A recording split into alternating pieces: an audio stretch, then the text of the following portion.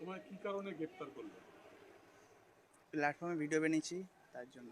কবে করেছো? কি ভিডিও করেছো? ভিডিও করে একটা একটা হিন্দি গানে একটা ভিডিও বানিয়েছিলাম, তাও প্রায় এক মাসের কাছাকাছি হয়েছিল। কত ভিউজ হয়েছে?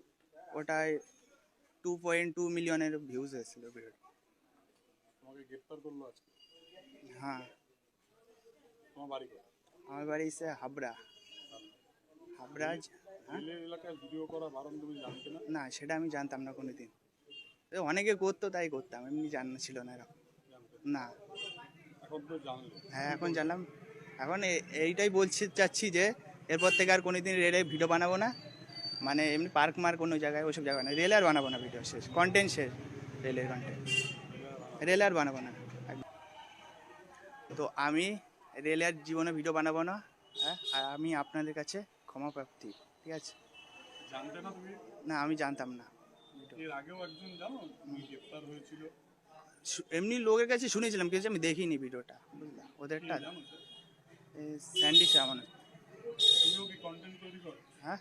তুমিও কন্টেন্ট ক্রিয়েটার? হ্যাঁ, আমি কন্টেন্ট ক্রিয়েটার। কতদিন ধরে করছো?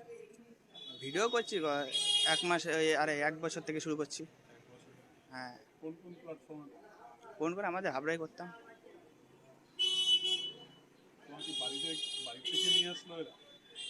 কোনটা? আরপিএফ কোথা থেকে নিয়ে আসলো তোমাকে? হয়তো এই স্টেশন থেকে। স্টেশন থেকে? হুম।